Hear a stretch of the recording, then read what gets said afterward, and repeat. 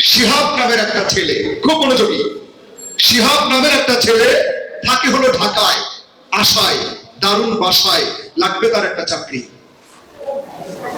মা তাকে ফোন করে, বাবা আয়।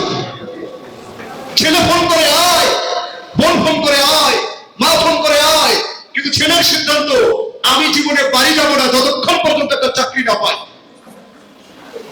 শুনতো তো? এবার শিহাব পর 3 বছর ঈদে বাড়ি যায় নাই। তার সিদ্ধান্ত কোনোদিন বাড়ি যাব না যদি চাকরি না হয়।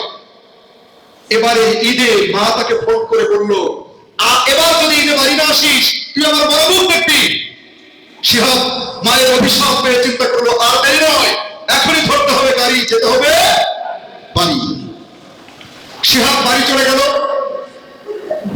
বাড়ি যাওয়ার পরে সে গিয়ে দেখলো, খুব ভালো করে শুনো, গিয়ে দেখলো চেয়ারে বসে আছে তার বাবা। রাত তখন 9টা, আকাশে চাঁদ, ঝকঝকে আলো। শিহাব তার বাবাকে সালাম দিল, আসসালামু আলাইকুম। বাবা মনে মনে সালামের হয়তো জবাব দিয়েছে, কিন্তু উত্তর দিচ্ছে না। শিহাব আবার জিজ্ঞেস করলো, আপু কেমন আছো? শিহাবের বাবার কোনো জবাব নেই। শিহাবের বাবা আবার যখন বললো কেমন আছো আপু, শিহাবের বাবা কোনো জবাব দেয় না। আবার বলে, আপু তুমি কেমন আছো? কোনো জবাব নাই। এবার শিহাবের বাবা কোনো জবাব দিচ্ছে না। শিহাব বারবার বাবার সাথে কথা বলে, বলো তো জবাব দেয় না কেন? জবাব দেয় না কেন? বাবা বলে বেশি রাগ করেছে নাকি? হঠাৎ করে শিহাবের বাবা কি করলো, জানি তুলে বললো, বলতো শিহাব ওটা কি? শিহাব বললো, আব্বু ওটা তো চাঁদ। শিহাবের বাবা আবার প্রশ্ন করলো, বলতো ওটা কি?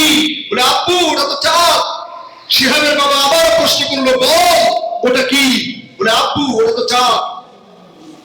এইবার শিহাবের বাবা আবার তখন প্রশ্ন করেছে, এই শিহাব ওইটা কি? বলে, আব্বু তুমি চোখে দেখো না? কতবার করে বললাম ওটা চাঁদ, ওটা চাঁদ, ওটা চাঁদ, তুমি চোখে দেখো না? ও আব্বু এদিকে আসো, আব্বু কি চোখে দেখে না?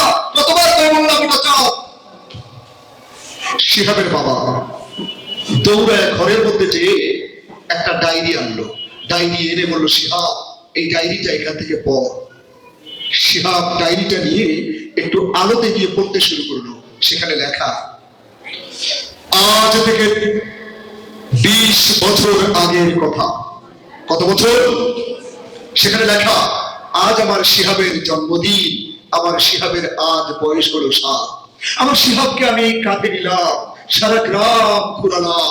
আমি আমার শিহাবকে কতবার বললাম, happy birthday to you, happy birthday to you, happy birthday to you. সারা গ্রাম ঘুরিয়ে ঘুরিয়ে আমাদের ঘরের পেছনে বাঁশের মাচা এনে আমার শিহাবকে বসালাম। উমা সন্ধ্যা হয়ে গেছে। শিহাব হঠাৎ করে বললো, আপু আপু আপু ওটা কি? আমি বললাম, শিহাব ওটা চাঁদ। শিহাব আমাকে আবার প্রশ্ন করলো, আব্বু ওটা কি? আমি বললাম, ওটা চাঁদ। শিহাব আমাকে আবার প্রশ্ন করলো, আব্বু বলো না ওটা কি? আব্বু ওটা চাঁদ। আমার শিহাবকে বারবার বলার পরেও শিহাব মানে না। শিহাব আমাকে বললো, আব্বু আমার চাঁদ মামা এনে দাও না। আমি তখন আমার 7 বছরের শিহাবকে তুলে ধরে আকাশের দিকে নিয়ে বললাম, আয় আয় চাঁদ মামা, টিপ দিয়ে যা, চাঁদের কপালে চাঁদ টিপ দিয়ে যা। ধান কাটলে কুড়ে দেবো, মাছ কাটলে মুড়ে দেবো, কালো গরুর দুধ দেবো, দুধ খাওয়ার চাঁদের কপালে চাঁদ টিপ দিয়ে যা। আমার শিহাব মানে না। শিহাব বলে, আব্বু আমি চাঁদ মামাকে ধরতে চাই। আমার শিহাবের কথা রাখবার জন্য কি করেছি জানো? আমি শিহাবকে নিয়ে আমাদের বাড়ির পাশের পুকুর পাড়ে গিয়েছি। পুকুরের খুব কাছে গিয়ে বলেছি, শিহাব আয় বাবা, এই যে দেখ পানির ভেতরে তোর চাঁদ মামা এসেছে, হাত দিয়ে ধর বাবা, তুই হাত দিয়ে ধর। আমার শিহাব আস্তে আস্তে পানিতে নেমে চাঁদ মামাকে হাত দিয়ে স্পর্শ করে বলে, আয় আয় চাঁদ মামা টিপ দিয়ে যা, চাঁদের কপালে চাঁদ টিপ দিয়ে যা। শিহাব তপস করে ডায়েরিটা বন্ধ করে বসে গেল বাবার পায়ের কাছে। চিৎকার দিয়ে বললো, বাবা 20 বছর আগে তুমিও জিজ্ঞেস করেছ, আমিও জিজ্ঞেস করেছিলাম ওটা কি, ওটা কি, ওটা কি। আমাকে সন্তুষ্ট করতে কতবার চাঁদের কথা বলেছো, গল্প শুনিয়েছো, পুকুরে গিয়ে চাঁদ মামাকে স্পর্শ করিয়েছো, তুমি সেদিন রেগে যাওনি।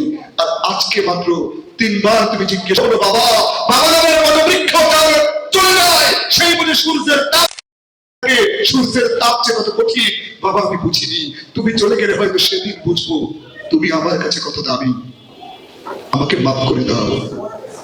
আমরা অনেকেই আছি, আমার সম্মানিত শিক্ষকদের মধ্যে আমি সহ আমরা অনেকেই আছি, আমাদের বয়স যখন 10 তখন আমরা মনে করি আমার বাবা পৃথিবীর সেরা বাবা, আমার বয়স যখন 15 তখন মনে হয় ভালো লাগে না, খালি পড়ার কথা বলে। আমার বয়স যখন 20 তখন মনে হয় বাবা বড় বিরক্তিকর একজন মানুষ, খালি চিল্লায়। আমার বয়স যখন 30, আমিও বিয়ে করেছি, আমারও সন্তান হয়েছে, আমি অনুভব করতে শুরু করি আমার বাবা আমার মতো করেই তো কষ্ট করে আমার সন্তানকে ভালোবাসে। আমার বয়স যখন 50, হৃদয় ফিরে বুকটা বলতে ইচ্ছে করে বাবা আই লাভ ইউ, আমার বলতে ইচ্ছে করে, কিন্তু ঘুমের ঘরে চোখটা খুলে যখন ইচ্ছে করে বিছানা থেকে উঠে বাবার খুব কাছে গিয়ে হাতটা চাপটি ধরে বলি বাবা তুমি সুন্দর, বাবা তোমাকে বড্ড বেশি ভালোবাসি, কিন্তু দুর্ভাগ্য তখন আর বাবা বেঁচে থাকে না। ইচ্ছে করে বলতে বাবা আই লাভ ইউ, আর তখন বাবা বেঁচে থাকে না।